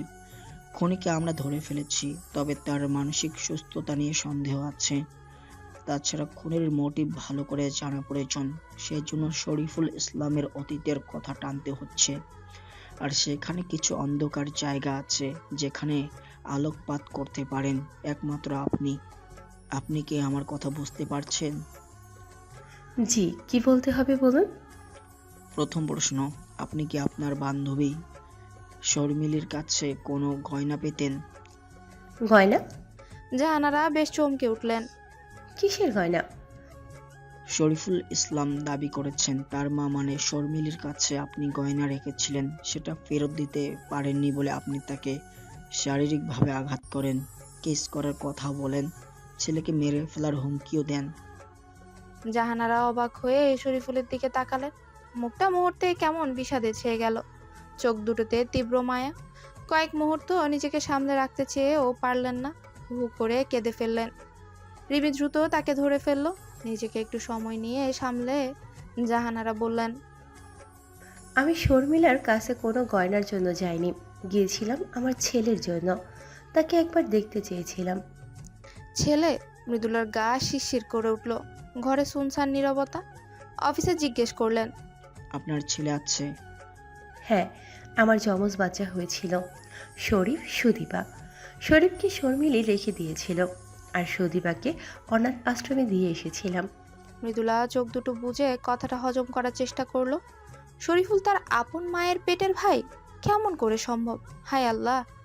শরীফুল গলা ফাটিয়ে চিৎকার করে বলল, তুই মিথ্যা বলিস কেন বুড়ি? তুই মিথ্যাবাদী। তুই আমার মা না, আমার মাকে তুই মেরে ফেলেছিস। শরীফুলকে চুপ করালো পেছনে দাঁড়ানো অফিসার। জানারা চোখের পানি ছেড়ে দিয়ে এলিয়ে পড়েছেন, ফোফাচ্ছেন শুধু। রিমি বলল, স্যার, আমি বাকিটা বলতে পারি? আমি প্রায় পুরোটা জানি। নাকি তার চেয়ে ভালো হয় মিস মৃদুলার কাছে যে ডায়েরিটা আছে সেটা ছেঁড়া পাতা দুটো পড়ে শোনাবো। রিমি জাহানারার কাঁধে হাত রেখে বলল, পাতা দুটো কি এনেছেন? জাহানারা মাথা ঝাঁকিয়ে নিজের ব্যাগ থেকে ভাঁজ করা কাগজ রিমিকে দিল। রিমি পড়তে শুরু করলো। আমি যমজ বাচ্চার মা হতে চলেছি। মানুষ এই মুহূর্তটাকে কত খুশিই না হয়, আর আমি ভয় পেয়ে গেলাম। একটা বাচ্চা নিয়ে কি করব সেই নিয়ে আশঙ্কার শেষ নেই। সেখানে দুজন, কোন ভরসায় এদের আমি জন্ম দেব? আমাকে সাহস দিল শর্মিলী, যত্নও করতো অনেক। আস্তে আস্তে শরীর ভারী হয়ে আসছিল আমার, কাজকর্ম করতে পারতাম না, ও সব করে দিত আমার। আমার যখন 8 মাস, তখন ভয়ানক দুঃসংবাদ এলো। খবর এলো শর্মিলীর বর তার অফিসের বসে স্ট্রোক করে মারা গেছে। শর্মিলী প্রায় পাগল হয়ে গেল, দিনরাত শুধু কাঁদে আর দরজার সামনে বসে থাকে তার স্বামী আসবে বলে। আমি এই শরীর নিয়ে নিজেই চলতে পারি না, তাকে দেখব কি করে? ঘরে রান্নাবান্না বন্ধ হলো। মাঝে মধ্যে প্রতিবেশীরা এক আধবেলা খাবার দিয়ে গেলে তাই খেতাম। শর্মিলাকেও জোর করে খাওয়াতাম। আমাদের দুজনের শরীর খারাপ তখন। হুট করে একদিন আমার লিভার পেন উঠল, মনে হচ্ছিল মরে যাব। অক্ষরিক অর্থের মৃত্যু খুব কাছ থেকে ফিরে এসেছিলাম সেদিন। আমার বাচ্চারা সুস্থই হলো, একটা ছেলে একটা মেয়ে। আমিও সেরে উঠলাম কিছুদিনের মধ্যেই। শর্মিলীকে দেখলাম সে নিজেকে সামলেছে, বাচ্চাদের দেখাশোনা করছে। ছেলেটার প্রতি অনেক টান, দুজনের আমি রাখতে পারতাম না। ছেলে বেশিরভাগ সময় শর্মিলীর কাছেই থাকতো। ছেলের নাম ও রাখবো শরীফ, মেয়ের নাম দিলাম সুদীপা। এদিকে বাবা আমাকে বাড়িতে যাওয়ার জন্য ক্রমাগত চিঠি লিখে যাচ্ছে। আমিও আর সব কিছু মিলিয়ে নিতে পারছিলাম না, মাথাটা বিগড়ে গিয়েছিল বোধ হয়। কথায় কথায় ছেলে মেয়েদের মারছে, একদিকে অভাব, অন্যদিকে মানসিক অস্থিরতা। সব মিলিয়ে নিজের প্রতি বিশ্বাস হারিয়ে ফেলেছিলাম। মনে হচ্ছিল কবে যেন রাতের আধারে বাচ্চা দুটোর গলা টিপে মেরে নিজেও ফাঁসিতে ঝুলে যাব। নিজেকে নিয়ে ভয় হতো না। একদিন সুদীপাকে কলপাড়ে পানির বালতিতে বসিয়ে পুরোটা পানি দিয়ে ভরে ফেলেছিলাম। ওর কান্না কানেই যায়নি। শর্মিলী না দেখলে সেদিন মরে যেত মেয়েটা। সময় গড়িয়ে 2 বছর হয়ে গেল। আমি কাজ পাই না, বাবার পাঠানো টাকায় আমাদের 3 জনের চলে না। অভাব আমাকে আরও বেশি অসুস্থ করে দিচ্ছিল। বহু চেষ্টায় নিজেকে স্বাভাবিক করতে পারিনি। শেষ পর্যন্ত ঠিক করলাম আমাদের সবার বাঁচার একটাই উপায়, আলাদা হয়ে যাওয়া। আমি গ্রামে চলে যাই আর ওদের এখানে কোথাও রেখে যাই। কিন্তু এত ছোট্ট বাচ্চা নিয়ে কী করব? একদিন একটা অনাথ আশ্রম চোখে পড়ল। ঠিক করে ফেললাম ওদের ওখানেই রেখে যাব। বাদ সাধল শর্মিলী। সে কিছুতেই ওদের অনাথ আশ্রমে দিতে দেবে না, কিন্তু আমিও যে আর পারছিলাম না। এদিকে বাবা চাপ দিয়ে যাচ্ছে যাওয়ার জন্য। আমি জানি একবার গেলে আর ফিরতে পারবো না। যাওয়ার আগে ওদের ব্যবস্থা করে যেতে হবে। শর্মিলীকে জানাতেই সে কান্নায় ভেঙে পড়ল। যেদিন ওদের অনাথ আশ্রমে দিয়ে আসবো সেদিন সকালেও বলল ওর কেউ নেই, শরীফকে ওর কাছে যেন রেখে যাই। এটাও বলল যে যখন চাইবো আমি ছেলেকে নিয়ে যেতে পারবো। আমি খুশি হয়ে ওর কাছে দিলাম। শরীফকে ও অনেক ভালোবাসে। এদিকে সুদীপাটাও অসহায় হয়ে রইল। ওকে নিয়ে গেলাম অনাথ আশ্রমে। কি ভয়াবহ দিন ছিল সেটা, ভাবলেই শরীর হিম হয়ে আসে। পড়া শেষ। পিনপতন, নীরবতা। মৃদুলার অজান্তেই তার চোখ বেয়ে পানি গড়িয়ে পড়ছে। লম্বা লম্বা শ্বাস নিয়ে সে বুকের ভেতরকার অস্থিরতা কমানোর চেষ্টা করছে। হঠাৎ শরীফুল শব্দ করে কেঁদে উঠল। এত বড় একটা মানুষ এভাবে বাচ্চাদের মতো কাঁদতে পারে, জানতো না কেউ। অফিসার এবার জাহানারাকে জিজ্ঞেস করলেন, তাহলে শর্মিলী মারা যাওয়ার আগে আপনি তার কাছে কেন গিয়েছিলেন? জাহানারা দীর্ঘশ্বাস ফেলে বললেন, শর্মিলীর মৃত্যুর খবর আমি পেয়েছি আজ। আমি সেবার ঢাকায় এসেছিলাম, আর থাকতে না পেরে কিছুদিন ধরেই খুব দুঃস্বপ্ন দেখছিলাম। মনে হচ্ছিল ফেলে যাওয়া ছেলে মেয়েদের চোখের দেখা না দেখলে পাগল হয়ে যাব। একদিন আর না পেরে বেরিয়ে পড়েছিলাম। মৃদুলার বাবাকে বলেও আসতে পারিনি, কাগজে লিখে চলে এসেছিলাম। মায়ের মুখে নিজের নামটা শুনে বুকটা ভার হয়ে আসলো মৃদুলা। দাঁতে দাঁত চেপে আবেগ সংবরণ করলো। জাহানারা বলছে, আগের ঠিকানায় গিয়ে দেখি শর্মিলী আর সেখানে থাকে না। গ্রামে যাওয়ার পর নানা ঘটনার চক্রে পড়ে ওর সাথে আর যোগাযোগ করতে পারিনি আমি। চিঠি দিয়েছিলাম, সেগুলোর উত্তর পাইনি, তাই জানতাম না সে কোথায় আছে। শর্মিলী সেই হাসপাতালকেও আর কাজ করতো না। অনেক খোঁজাখুঁজির পর একজন চেনা মানুষের সাহায্যে ওর ঠিকানা পেয়েছিলাম। আমাকে দেখে সেদিন শর্মিলী খুব চমকে উঠেছিল। আগের মতোই ছিল না ও। ভেবেছিল আমি ছেলেকে কেড়ে নিতে এসেছি। আমার কথা শুনতেই চাইল না, আমাকে অপমান করে বের করে দিল। কত করে বলেছিলাম শুধু ছেলেকে একবার দেখে চলে যাব, দেয়নি ও। শরীফ তখন কলেজে ছিল, ভেবেছিলাম একটু পরে আবার যাব। কিন্তু সেদিন সুদীপাকে খুঁজতে আশ্রমে যাওয়ার পর ওদিকে যেতে পারিনি। আবার সুদীপাকেও পাইনি, তার ওই অল্প বয়সে বিয়ে হয়ে গিয়েছিল। পরদিন আবার গিয়েছিলাম, তখনও শরীফ কলেজে। শর্মিলী সেদিনও আমার কথা বুঝলো না, চেঁচামেচি করতেই থাকলো। এক পর্যায়ে আমাকে আঘাত করতে গিয়ে নিজেই আহত হলো। আমারও হাত কামড়ে দিয়েছিল। আমি বুঝতেই পারছিলাম না ও পাগল হয়ে গেছে কিনা। সেদিন ভয় পেয়ে চলে এসেছিলাম। এরপর নানা ঘটনার চক্রে পড়ে আর আমার শর্মিলীর সাথে দেখা হয়নি। কথা শেষ হওয়ার পর শরীফুল চিৎকার করে ঘর মাথায় তুলে ফেললো। হাতে হ্যান্ডকাপ না থাকলে বোধহয় দু একটা খুন হয়ে যেত তার হাতে। বুলু খালাকে অনবরত আজে বাজে বকতে শুরু করলো। তুই আমাকে মিথ্যা কথা বলেছিলি কেন? গয়নার কথা বলেছিলি কেন? কিসের শত্রুতা তোর সাথে আমার? বল, কথা বল। বুলু খালা মাথাটা আরো নামিয়ে ফেলেছে, ঘোমটা দিয়ে মুখের প্রায় অর্ধেকটা ঢাকা। অফিসার বললেন, রিমি, এই মহিলার মাথায় কাপড়টা সরাতো। রিমি ঘোমটা খুলে বুলু খালার মুখটা উপরের দিকে তুলে ধরলো। জাহানারাকে বলল, দেখুন তো চেনেন কিনা, এই মহিলার অনেক বড় ভূমিকা আছে সবকিছুতে। জাহানারা কয়েক সেকেন্ড তাকিয়ে থাকলো, যেন চিনি চিনি করেও মনে পড়ছে না। হঠাৎ চিনতে পেরে ছিটকে উঠলো, কাপা কাপা স্বরে বলল, চিনি ওকে, কে বলুন? ও সুস্মিতা। পরিচয় বলুন, আপনার তার সাথে কি শত্রুতা? জাহানারা ঢোক গিলে বলল, ও শুভমের বউ ছিল, আমাকে ফেলে ওকে বিয়ে করেছিল শুভম।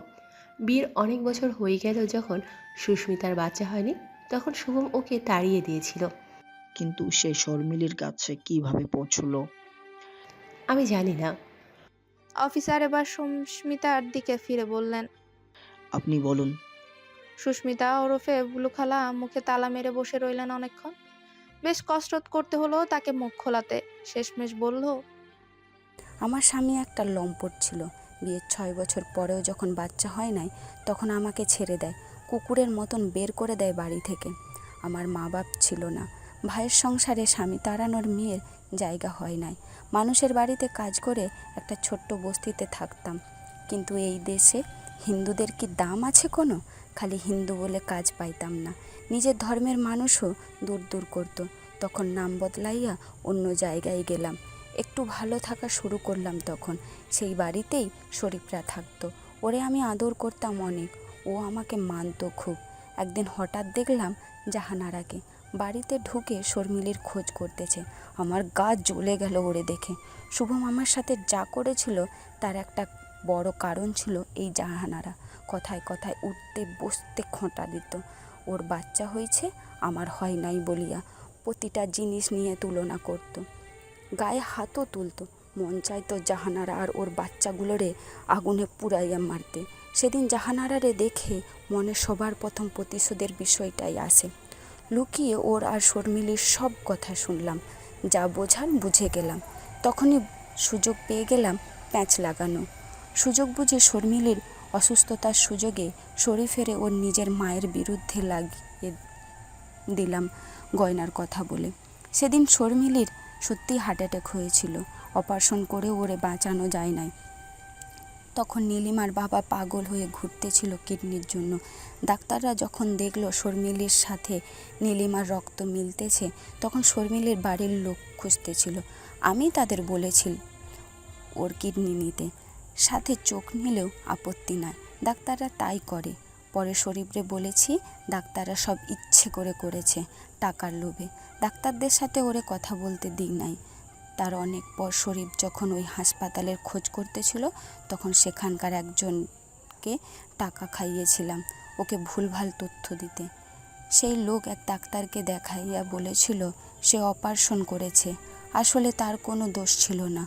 আর এক কর্মচারী যে সত্যিই টাকার লোভে 2 নম্বরে কাজ করত, তারে দেখাইয়া বলেছিল সে ঘটনা ঢাকা দিতে সাহায্য করেছে। এসব করেছিলাম যাতে শরীফের মনে আরও বিষ ঢালতে পারি। ও একটা অমানুষ হয়, আর আমি পারছি। ও একটা অমানুষই হয়েছে, 3টা খুন করেছে। কিন্তু যাদের করাতে চাইছিলাম তাদেরই পারে নাই। জাহানারা আর তার মেয়েদের কিছুই করতে পারে নাই সে। এত কিছুর পর লাভ একটাই, জাহানারার এক ছেলে এখন জেলে পচে মরবে। মৃদুলার হৃৎপিণ্ড এতক্ষণ গলার কাছে এসে আটকে ছিল। এত ভয়ানক এই মহিলা, এতটা সে ভুলেও কল্পনা করেনি। ও শরীর কাঁপতে শুরু করলো। মায়ের দিকে তাকিয়ে দেখলো মা কাঁদছে, রিমির হাত চেপে ধরে রেখেছে। কাঁদছে সুদীপাও। শুধু শরীফুল লাল চোখে অবাক চোখে তাকিয়ে আছে বুলু খালার দিকে। সে দৃষ্টিতে রাগ নেই, আছে অজস্র অভিমান আর বিশ্বাসভঙ্গের ক্ষোভ। বোধহয় দম ফেলতেও ভুলে গেছে। একসময় সে মাথা নিচু করে ফেলল। যাকে এতদিন মায়ের জায়গা দিত, তার এরূপ সহ্য হবার কথাও না। শরীফুলকে দেখে এই প্রথমবার মৃদুলার ভীষণ মায়া হলো। আগে সব ভুলে গিয়ে তাকে জড়িয়ে ধরে একবার বলতে ইচ্ছে হলো, ভাইয়া তুমি অনেক কষ্ট পেয়েছো জানি, আর পেতে দিব না, সব ঠিক হয়ে যাবে। কিন্তু কিছুই যে তার আর ঠিক হওয়ার নয়। অনেকক্ষণ নীরবতার পর অফিসার বললেন, সবকিছু ক্লিয়ার হয়ে গেলে মূল অপরাধী তার মানে সুস্মিতা, যাকে ভুলু খালা বলে ডাকা হয়। আপনি চিন্তা করবেন না মিসেস সুস্মিতা। আপনার যতটুকু কড়া শাস্তি হওয়া সম্ভব তার চেয়ে একটু কম হবে না। সুস্মিতা আর কিছু বলল না, আবার মাথা নামালো। অফিসার সবশেষে জাহানারাকে আরেকটা প্রশ্ন করলেন। এই প্রশ্নটা ঠিক কেসের সাথে চায় না, জাস্ট ব্যক্তিগত কৌতূহল থেকে করছি। আপনি সুদীপার নামের সাথে তার জন্মদাতা বাবার পদবি যোগ করেছিলেন কেন? সে তো তার সন্তানদের শিকারই করেনি। ওদের কারোর নামেই কোনো পদবি ছিল না। শরীফুল ইসলাম পদবি যোগ করেছিল শর্মিনী, ওর স্বামীর সাথে মিলিয়ে। আর সুদীপাকে অনাথ আশ্রমে দিয়ে আসার সময় সেখানকার লোকদের বলেছিলাম সুদীপা প্রতিবেশীর মেয়ে, ওর বাবা মা ওকে ফেলে চলে গেছে। ওরা সেই বাবার পদবি দিতে বললে সত্যিকার ফেলে যাওয়া বাবার পদবি দিয়েছিলাম। ও আচ্ছা। আর কেউ কোনো কথা বলল না। মিটিং শেষ হলো। শরীফুল আর সুস্মিতাকে পুলিশের লোক এসে নিয়ে গেল থানায়। যার আগে এত বছর পর প্রথমবারের মতো কিংবা শেষবারের মতো জাহানারা মিনিট দুই ছেলের হাতটা শক্ত করে ধরে রাখলো। কেউ কোনো কথা বলেনি। নীরবতার ভাষাতেই তাদের জমে থাকা অপরাধ বোধ জানান দিয়ে গেল। জাহানারার অবস্থা খুব একটা ভালো না। মৃদুলার আগে যে ঘরে বসেছিল সেখানে নেওয়া হলো তাকে। মৃদুলা সুদীপাও গেল। জাহানারা একটু বিশ্রাম নেবার পর মৃদুলা মায়ের সামনে গিয়ে দাঁড়িয়ে জিজ্ঞেস করলো, আমাকে চিনতে পারছো? জাহানারা আবারও কেঁদে ফেললেন। নিজের হাত দুটো জোর করে বললেন, মৃদুলা, সুদীপা, তোরা আমাকে ক্ষমা করে দিস। আমি পৃথিবীর সবচেয়ে খারাপ মা। তোদের জীবনে যত কষ্ট সব কিছুর জন্য আমি দায়ী। যা শাস্তি দেবার আমাকে দিতে পারিস।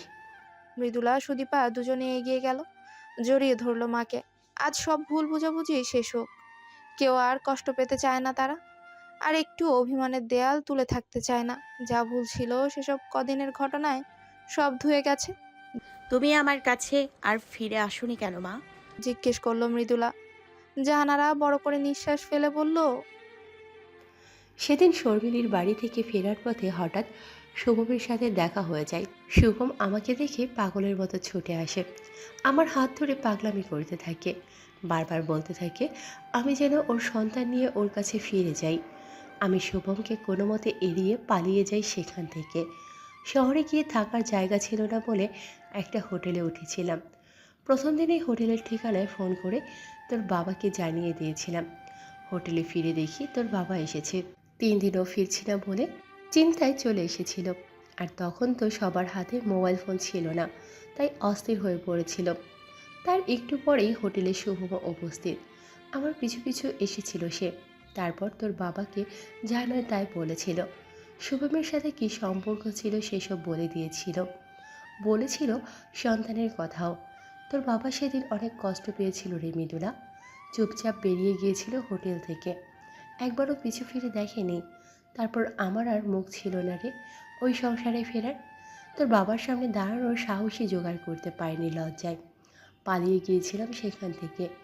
আর যে ডায়েরিটা তোর কাছে আছে সেটা আমি আগেই লিখেছিলাম, ছিল আমার সাথেই। সেটা তোর বাবার কাছে পাঠিয়ে দিয়েছিলাম যাতে আমার কষ্টটা একটু হলেও বোঝে। শুধু শরীফের অংশটুকু ছিঁড়ে ফেলেছিলাম, কারণ শর্মিলী বলেছিল ওর প্রতি একটু কৃতজ্ঞতা থাকলে যেন আমি শরীফের কথা কোনোদিন কাউকে না বলি। তুমি কোথায় গিয়েছিলে মা? প্রশ্ন করলো সুদীপা। সেসব অনেক কথা বলবো সময় করে। জানিস, তখন আমি আবার সন্তান সম্ভবা ছিলাম। আমার সবচেয়ে ছোট সন্তানটিকে আমি মানুষ করতে পেরেছি আদর ভালোবাসার সব দিয়ে। সে কে বলতো? রিমি? চিৎকার করে বলল মৃদুলা। হ্যাঁ। রিমি তখন ঘরের কোনায় দাঁড়িয়ে আছে, কাঁদছে। মৃদুলা ছুটে গিয়ে জড়িয়ে ধরলো তাকে। অনেকক্ষণ জড়িয়ে রাখার পর রিমির কপালে চুমু খেয়ে বলল, তুমি আগেই জানতে তাই না যে আমি তোমার বোন? হ্যাঁ আপু। সেজন্য আমার সাথে থাকছিলে? রিমি মাথা নেড়ে বলল, না, আমি তদন্তের কাজেই তোমার সাথে থাকছিলাম। তুমি যে আমার বোন সেটা জানতে পেরেছি অনেক পরে। একদিন তোমার ঘরে মায়ের ডায়েরিটা পেয়ে গিয়েছিলাম। ভেতরে লেখা পড়ে চমকে উঠেছিলাম। মায়ের সাথে কথা বলেছিলাম। মা নিশ্চিত করেছিল তুমিই তার মেয়ে আর আমার বোন। ওরা সবাই একত্র হয়ে বসলো। নানা কথা বলতে বলতে কান্নায় ভেঙে পড়লো সবাই। যারা ওদের ঘরের সামনে দিয়ে গেল তারা দেখতে পেল ভিকটিম অফিস ঘরে 4 জন নারী একে অপরকে আষ্টে পৃষ্ঠে জড়িয়ে ধরে নিঃশব্দে কাঁদছে। 1 বছর পর শরীফুল আর সুস্মিতা দুজনেরই যাবজ্জীবন কারাদণ্ড হয়েছে। মৃদুলা তার মা বোনের সাথে একসাথে থাকে। তাদের সাথে থাকে নীলিমাও। নীলিমা যমজ মেয়ে হয়েছে।